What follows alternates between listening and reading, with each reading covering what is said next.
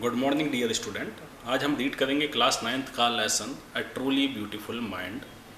यह लेसन विश्व के फेमस साइंटिस्ट अल्बर्ट आइंस्टीन के बारे में हमको जानकारी देता है। अल्बर्ट आइंस्टीन का जन्म 14 मार्च 1879 को जर्मनी की उल्म सिटी में हुआ था। बचपन में अल्बर्ट आइंस्टीन में ऐसा कोई भी गुण नहीं था, ऐसी कोई भी क्वालिटी नहीं थी जिससे उनके पेरेंट्स यह कह सकते कि यह आगे जाकर के एक जीनियस साइंटिस्ट के रूप में जाना जाएगा। इसके बनिस्बत उनका जो सिर था अन्य बच्चों की अपेक्षा काफ़ी ज़्यादा बड़ा था। उन्होंने बोलना काफ़ी ज़्यादा दिनों के बाद में शुरू किया। जब वह 3 साल के या 4 साल के हो चुके थे उस समय उन्होंने बोलना स्टार्ट किया था। अपने अदर फ्रेंड्स के साथ भी वह काफ़ी ज़्यादा मिक्सअप नहीं हो पाया करते थे। उनको यह समझ नहीं आता था कि मुझे इन बच्चों के साथ में क्या खेल खेलना है। इसी वजह से उनके जो अदर फ्रेंड्स थे उसे डल फ्रेंड कह करके बुलाया करते थे। लेकिन बचपन से ही अल्बर्ट आइंस्टीन को मैकेनिकल टॉयज़ काफ़ी ज़्यादा पसंद थे। एक बार उन्होंने बातों ही बातों में अपनी सिस्टर माजा के लिए यह पूछ लिया था कि जो कि न्यू बॉर्न बेबी थी कि बाकी तो सब ठीक है लेकिन इस बच्ची के व्हील कहाँ हैं, इस बच्ची के पहिए कहाँ हैं, ये कैसे चलेगी। तो इससे कहा जा सकता है कि स्टार्टिंग से ही उनका जो इंटरेस्ट था वो मैकेनिकल थिंग्स की तरफ ज़्यादा था। उन्होंने अपनी एजुकेशन म्यूनिक से स्टार्ट की, जहाँ की उनकी फैमिली जो है जब वह सिर्फ 15 मंथ्स के थे तब शिफ्ट हो गई थी। वहीं उन्होंने अपनी एजुकेशन को स्टार्ट किया। पढ़ाई में जब वह स्कूल लाइफ में थे तो अल्बर्ट आइंस्टीन काफ़ी ज़्यादा अच्छे थे पढ़ाई में। उन्होंने अधिकतर सब सब्जेक्ट में अच्छे मार्क्स से अपनी एजुकेशन कंप्लीट की थी और हर सब्जेक्ट में अच्छे मार्क्स उन्होंने प्राप्त किए थे। लेकिन उनको म्यूनिक का जो डिसिप्लिन सिस्टम था वह बिल्कुल भी लायक नहीं था, बिल्कुल भी पसंद नहीं था। इसी वजह से उनका अधिकतर अपने टीचर्स के साथ में झगड़ा भी होता रहता था। 15 ईयर्स की एज में उनको यह लगने लगा कि अब म्यूनिक में उनके लिए एजुकेशन लेना सही नहीं होगा और उन्होंने यह निश्चय कर लिया कि अब मैं इस विद्यालय को, इस स्कूल को छोड़ दूंगा। उन्होंने अपने पेरेंट्स को इसके बारे में बताया, जिन्होंने बाद में उन्हें मिलान के लिए में आने के लिए अलाउ कर दिया, जो कि स्विट्ज़रलैंड की एक सिटी थी जहाँ की उन्होंने अपनी आगे की एजुकेशन जारी रखी। इसके बाद में उन्होंने यूनिवर्सिटी ऑफ ज्यूरिख में एडमिशन लिया, जहाँ की उन्होंने फिजिक्स और मैथमेटिक्स को एज ए सब्जेक्ट चूज़ किया और अपनी ग्रेजुएशन वहाँ से कंप्लीट की। उनका स्टार्टिंग से ही काफ़ी ज़्यादा इंटरेस्ट जो था फिजिक्स और मैथमेटिक्स में था, जिसको कि वो काफ़ी ज़्यादा लाइक किया करते थे। इसी यूनिवर्सिटी ऑफ ज्यूरिख के अंदर ही उनकी मुलाकात एक सर्बियन गर्ल से हुई जिसका नाम था मिलेविया मैरिक। मिलेविया मैरिक जो कि एक टैलेंटेड गर्ल थी, मिलने के बाद में अल्बर्ट आइंस्टीन को यह लगा कि यह उनके लाइफ के लिए लाइफ की बेटर हाफ के रूप में काफ़ी ज़्यादा ठीक रहेगी और वह उसके लव में पड़ गए। और बाद में 1903 में उन्होंने उसके साथ शादी कर ली और जिससे उनके 2 बच्चे भी हुए। अल्बर्ट आइंस्टीन ने 1900 में अपनी ग्रेजुएशन कंप्लीट करने के बाद में एक असिस्टेंट टीचर के रूप में कार्य किया, जहाँ की वह प्राइवेट लेसन्स दिया करते थे। बाद में उन्होंने टेक्निकल एक्सपर्ट के रूप में एक पेटेंट ऑफिस जो कि बर्न में था वहाँ उन्होंने कार्य करना शुरू किया, जहाँ की उनका कार्य हुआ करता था जो लोगों द्वारा आविष्कार किए गए, जो इन्वेंशन किए गए उसको असेस करना, उसका मूल्यांकन करना, इस तरीके का कार्य वो वहाँ करते थे। 1905 में अल्बर्ट आइंस्टीन द्वारा प्रकाशित एक पेपर काफ़ी ज़्यादा प्रसिद्ध हुआ, काफ़ी ज़्यादा फेमस हुआ और वह पेपर आधारित था थ्योरी ऑफ रिलेटिविटी पर, जिसमें उन्होंने एक वर्ल्ड फेमस फार्मूला दिया था E=mc², जिसके लिए वो पूरे वर्ल्ड में प्रसिद्ध हुए, जिसके लिए वो पूरे दुनिया में जाने गए और उसी की वजह से उनको 1921 में नोबेल प्राइज़ भी मिला फिजिक्स के क्षेत्र में। बाद में जब नाजी लोग सत्ता में आ गए जर्मनी में, तो उन्हें जर्मनी को छोड़ करके अमेरिका जाना पड़ा, क्योंकि वह एक ज्यूस थे और जैसा कि नाजी लोग ज्यूस लोगों को बिल्कुल भी लायक नहीं किया करते थे, उन्हें जर्मनी को छोड़ना पड़ा और उन्होंने अमेरिका की नागरिकता सिटीजनशिप ले ली और अमेरिका में जा कर के वे बस गए। वहाँ उन्होंने अपना जो आगे के इन्वेंशंस हैं जो थे वह जारी रखे। इसी बीच अमेरिका को यह खबर मिली कि नाजीज़ ने एटॉमिक बम बनाने की विधि जो है खोज ली है। अल्बर्ट आइंस्टीन ने अपने कॉलिग के कहने पर, अपने साथी के कहने पर एक लेटर उस समय के American president Franklin D Roosevelt को लिखा, जिसमें उन्होंने यह चेतावनी उनको दी थी कि इस तरीके का एक एटॉमिक बम जो है किसी अगर बंदरगाह पे, किसी पोर्ट पे अगर उसका विस्फोट किया जाए तो वह न केवल उस पोर्ट को बिल्कुल तहस नहस कर देगा, बर्बाद कर देगा, उसका विनाश कर देगा, बल्कि उसके आसपास के क्षेत्र को भी संपूर्ण तरीके से नष्ट कर देगा।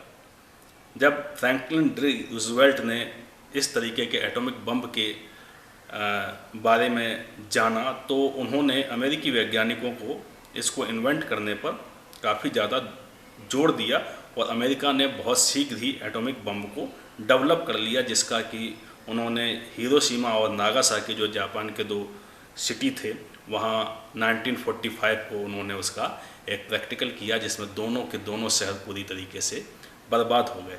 अल्बर्ट आइंस्टीन को इस बात से काफ़ी ज़्यादा गहरा सदमा लगा और इस डिस्ट्रक्शन को देख करके, इस विनाश को देख करके अल्बर्ट आइंस्टीन काफ़ी ज़्यादा दुखी हुए।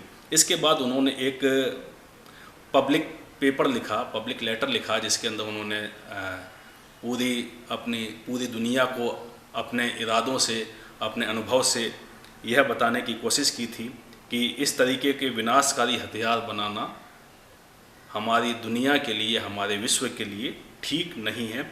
हमें एक ऐसी गवर्नमेंट बनानी चाहिए जो कि पूरी दुनिया को एक रख सके, जो कि इस तरीके के विनाशकारी हथियारों पर रोक लगा सके। लेकिन उस समय अल्बर्ट आइंस्टीन के उस लेटर पे किसी ने ध्यान नहीं दिया।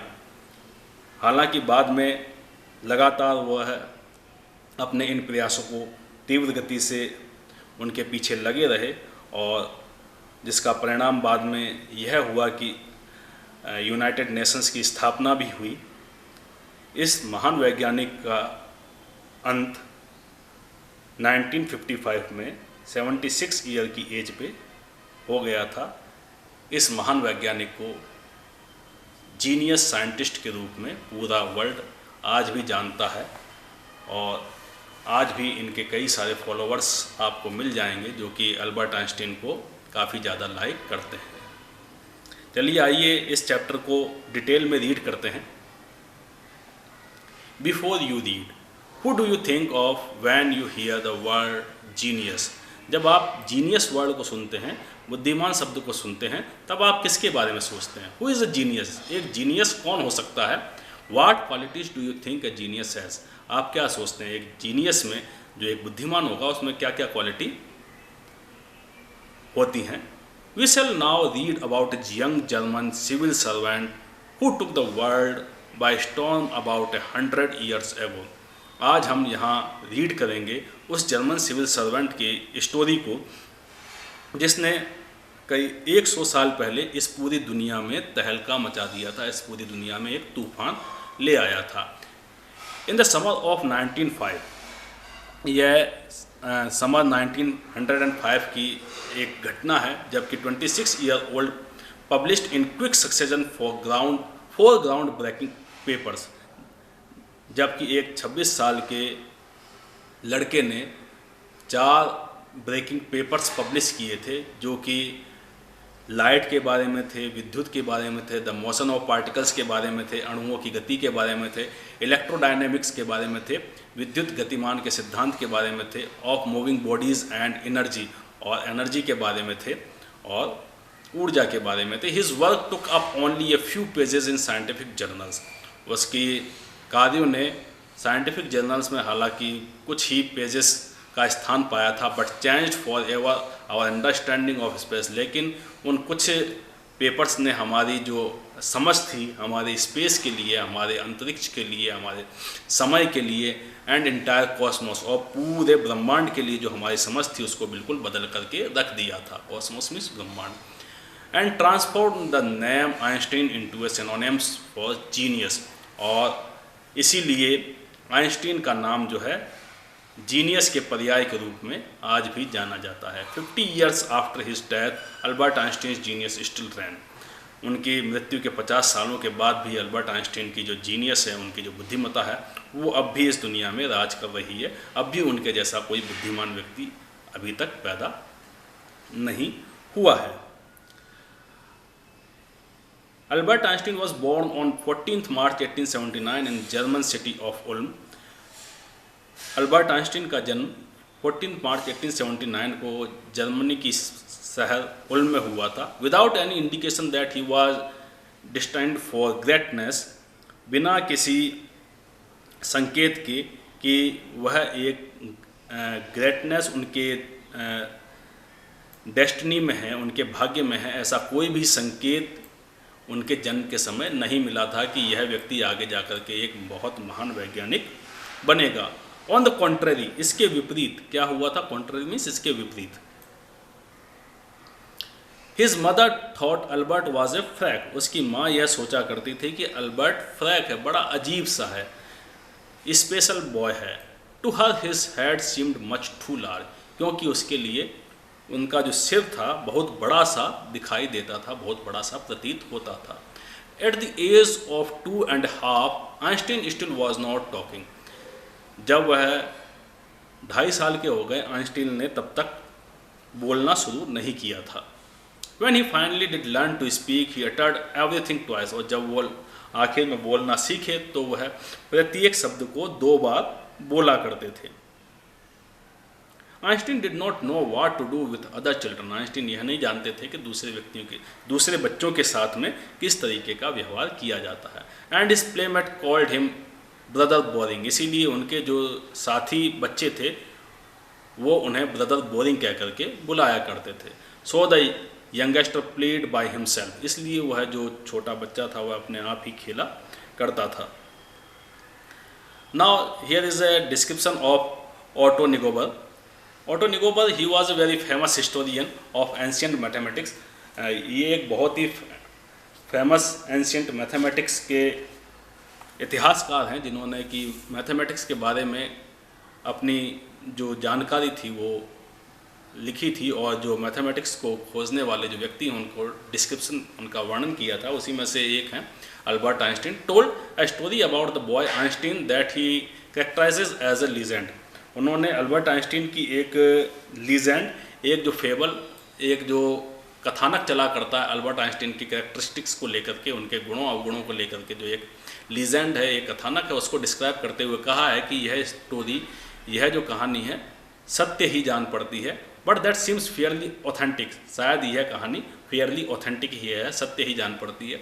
As he was a late talker. ऐसा कहा जाता है कि वह काफ़ी देर से बोले थे। His parents were worried. उसके पेरेंट्स जो थे, उसके माता पिता जो थे, इस बारे में काफ़ी ज़्यादा चिंतित रहा करते थे। At last at the supper table one night. और आखिर में जब वह रात्रि का भोजन टेबल पर ले रहे थे, he broke his silence to say. उन्होंने अपनी चुप्पी को यह कहते हुए तोड़ा, the soup is too hot. यह सूप बहुत गर्म है। Greatly relieved. काफ़ी ज़्यादा उनके पेरेंट्स को आनंद मिला इस बात को सुनकर के। Asked why he had never said a word before. और इस बात को सुनकर के काफ़ी ज़्यादा आनंदित होते हुए उनके पेरेंट्स ने, अल्बर्ट आइंस्टीन ने पूछा कि इससे पहले उन्होंने एक शब्द भी क्यों नहीं बोला। Albert replied. अल्बर्ट का आंसर था, because up to now everything was in order. Albert का आंसर था कि अब तक सारी चीज़ें बिल्कुल परफेक्ट ऑर्डर में कंप्लीट हो रही थी, सही समय पर सही तरीके से कंप्लीट हो रही थी, इसलिए उन्हें बोलने की ज़रूरत ही नहीं पड़ी। So he played by himself much of time. वह अधिकतर हमेशा अपने साथ ही, अपने आप ही खेला करते थे। ही स्पेशली लव्ड मैकेनिकल टॉयज़, उनको मुख्य रूप से मैकेनिकल टॉयज़ जो थे काफ़ी ज़्यादा पसंद थे, ऐसे खिलौने जो कि यांत्रिक होते हैं।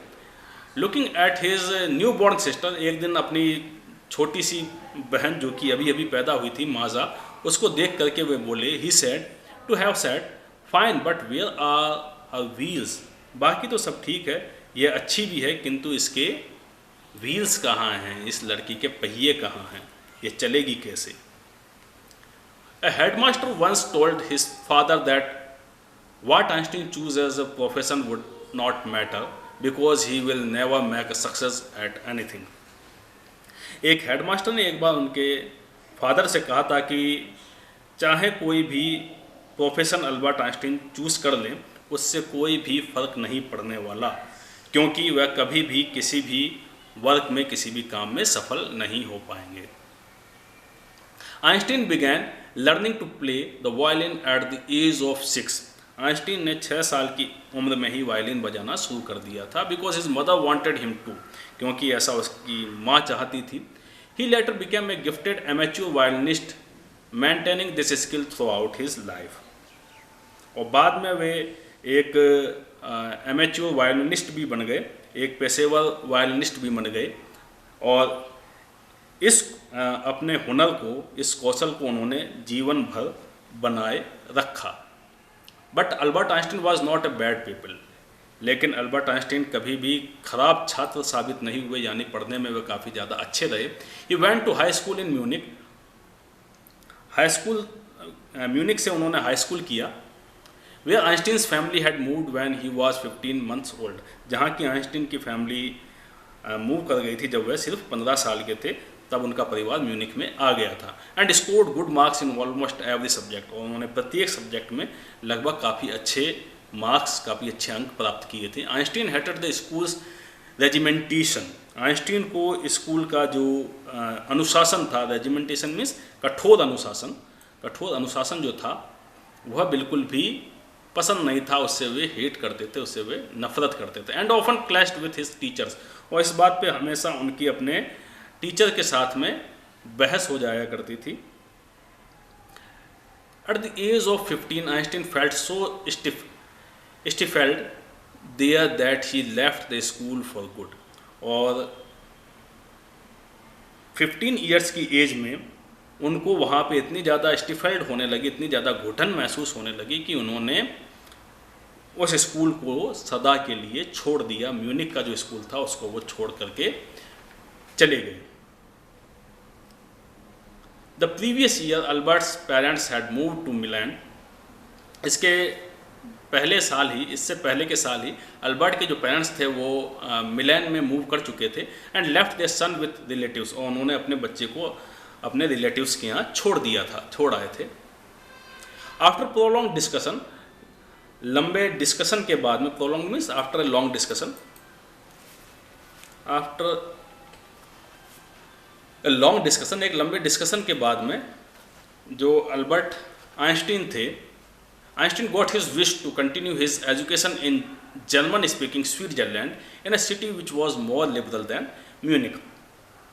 अल्बर्ट आइंस्टीन को की इच्छा मान ली गई और उन्हें जो जर्मन बोली जाने वाली कंट्री थी स्विट्ज़रलैंड की,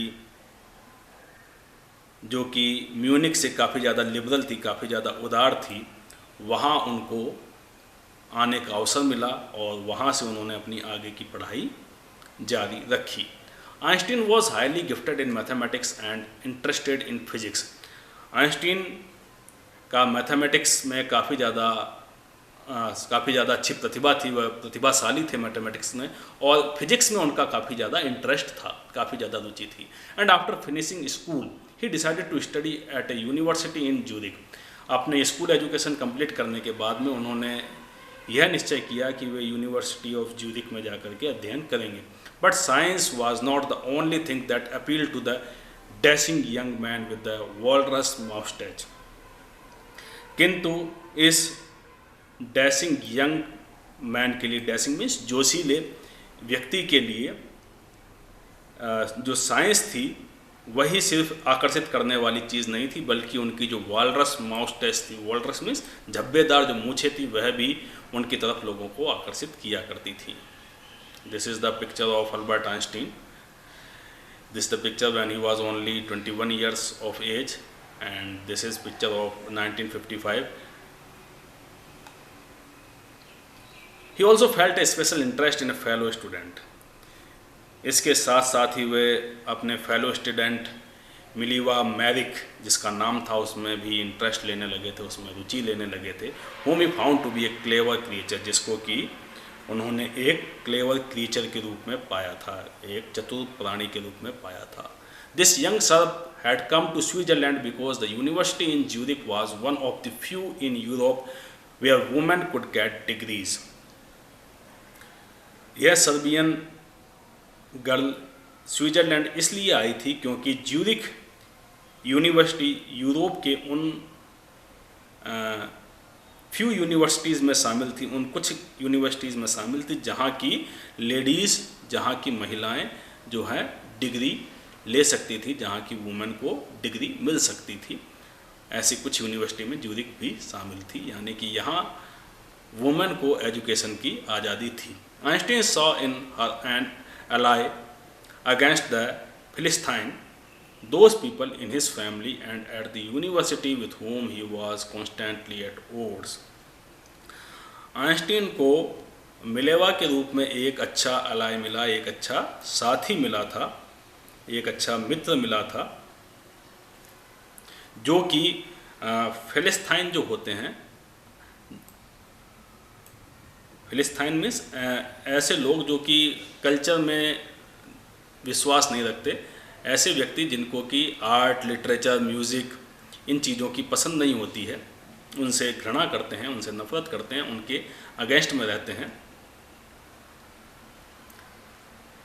Those people in his family and at the university with whom he was constantly at odds. ऐसे व्यक्ति उसकी फैमिली में भी थे, यूनिवर्सिटी में भी थे, और ऐसे लोगों से उनका आइंस्टीन का हमेशा कंटिन्यूसली, कॉन्स्टेंटली झगड़ा होता रहता था। यानी कि उनको ऐसे व्यक्ति पसंद नहीं थे जो कि फिलिस्तीन हो, जो कि ना आर्ट में इंटरेस्ट लें, ना लिटरेचर में लें, ना म्यूज़िक में लें। ऐसे लोगों को आइंस्टीन लाइक नहीं किया करते थे। The couple fail in love, और वह कपल जो है आपस में लव करने लगा। Letter survive in which they put their affection into words. कुछ ऐसे पत्र भी मिलते हैं जिनके अंदर उनकी लव के बारे में, हमको उनके अफेक्शन के बारे में कुछ वर्ड्स मिलते हैं। मिक्सिंग साइंस विथ टेंडरनेस, जो कि